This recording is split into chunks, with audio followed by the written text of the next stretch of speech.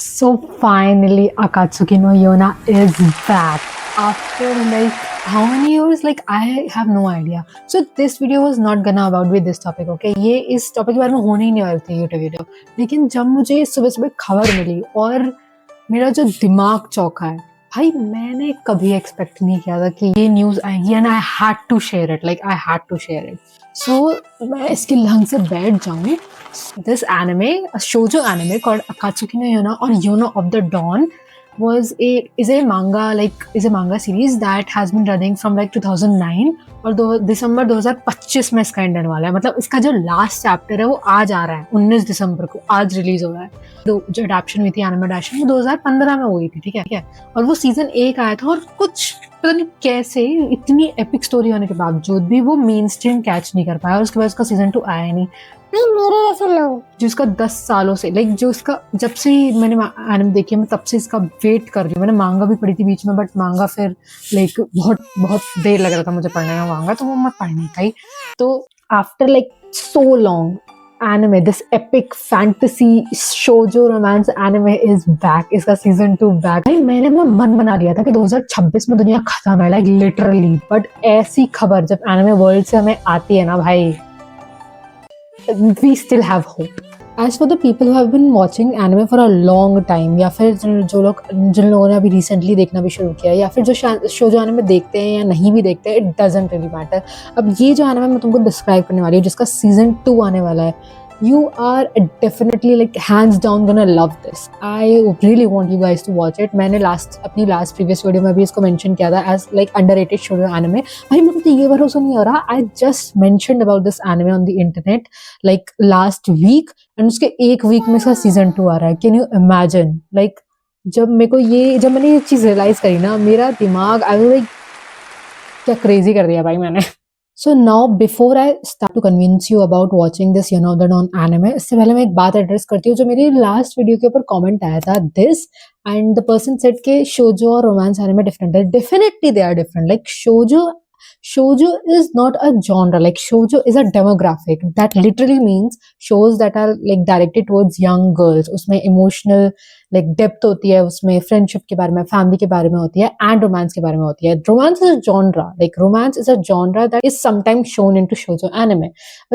Romance is romance. Like अगर shonen हो, fantasy हो, supernatural हो, storyline और उसके साथ उसके अंदर फिर romance होता है. So that is like entirely different thing. And this guy, like this person suggested banana fish in his recommendation. These anime do not even come under shoujo bhai mere liye. These come under like emotional trauma. मैं अपनी first video के अंदर लोगों को emotional trauma anime थोड़ी suggest करूँगी भाई, like legit. So yeah, that was the thing I wanted to clear out. Now let me explain to you the greatest shoujo anime. Yona of the Dawn, Akatsuki no Yona is a shoujo anime which has an underline of romance. So it's like directed towards young girls and it has a like heavy influence of romance in it. And also इसका जो background and the setting the setting is of ancient Asia with like cultural influences जो इसको और ज़्यादा fantastical feel कराता है. That's why I love this anime. मतलब it is very different. Like इसमें high school setting नहीं है, इसमें like office setting नहीं है. It is a different like kind of anime and I highly suggest you to watch it. So the story goes something like this. So it's about Yuna, our main character. She is the princess of the Koka kingdom, which is believed to be founded by a dragon god called King Hiryu and his 4 dragon warriors. So she lives with her father King Eel and her loyal bodyguard son Hawk who is a general, and they all live like in the castle. She is a princess who is sheltered all her life because she does not know what actually happens outside of her castle. So on the day of her birthday, something terrible happens to her and she is forced to flee her castle. और अपना title, safety and सब कुछ छोड़कर she is forced to flee outside of a castle. But उसके साथ luckily उसका like loyal bodyguard होता है हॉक. तो she is phloem into the kingdom. हम एज अ वॉचर्स उसके साथ उसकी इस जर्नी में थ्रू आउट द स्टोरी है। ये एक स्टोरी है about purely about survival and self discovery, जिसमें वो फिगर आउट करती है what actually is this ancient legend, जो राज है about this ancient legend, and she tries to figure out her way through her kingdom and actually learns what it means to be the princess of a kingdom, के लोगों को protect करना।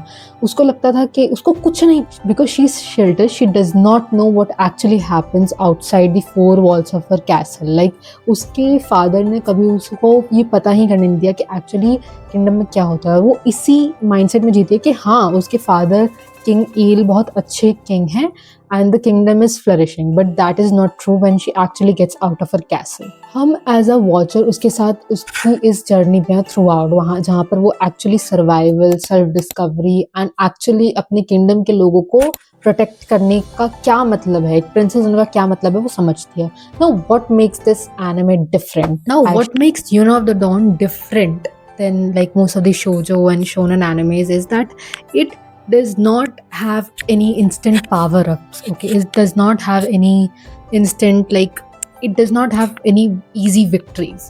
This anime is all about growth, loss and the hardships that actually comes when you actually face the reality of this like world. So जिन भी लोगों को anime community में, despite कि वो shoujo देखते हैं या नहीं देखते, shonen देखते हैं, कुछ भी देखते हैं, for people who like character development, like actual character development, like in Naruto, One Piece, for people who wants a slow burn emotional arc, for people जिनको romance चाहिए लेकिन वो main storyline को overpower नहीं करना चाहिए, and also for all those people जो basically एक fantasy देखना चाहते हैं with the political tension and also with mythology mixed in it. This anime is a win. भाई जो योना है ना, हमारी जो मेन कैरेक्टर है, she is not a genius, ठीक है, she is not someone जो instant power up कर रही है, she is not someone who is a genius, she is not someone जो warrior है या फिर instinctly उसे ऐसी चीज़ें पता है जिससे वो solve करती है problems, नहीं। She is a girl. She is exactly what I said she is. She is a girl who is sheltered. And जब वो इस क्रूअल वर्ल्ड की हार्श रियलिटी से जब उसका आमना सामना होता है, वो कैसे उसे हैंडल करती है, जैसे वो अपने आसपास लोगों का भरोसा, उनकी फ्रेंडशिप, उनको जीतती है और फिर उसके बाद उनके थ्रू जाके इस किंगडम की प्रॉब्लम्स को सॉल्व करती है।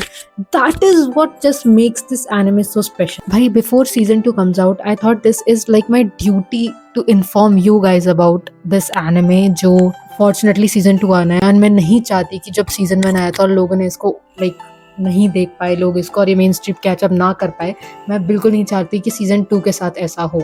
मेरी बहुत हाई एक्सपेक्टेशंस हैं सीजन 2 के साथ, and I will be really disappointed अगर वो एनिमे लाइक पार नहीं बैठती है विद दिस एनिमे स्टाइल जो हम पूरे सीजन 1 में देख रहे थे। And we so loved it with the story, with the arcs, with the characters and obviously our legendary Son hoc.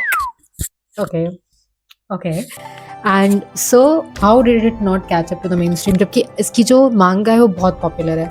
तो बिफोर सीजन 2 कम आउट मैंने आप लोगों को ये बता दिया, and I want you guys to watch it, go watch it, be it कि तुम लोगों ने अभी एनिमे देखने शुरू किया है, बी इट कि तुम लोग शोज हो या शोनन लाइक वॉचर्स हो, it doesn't matter, this anime deserves some attention.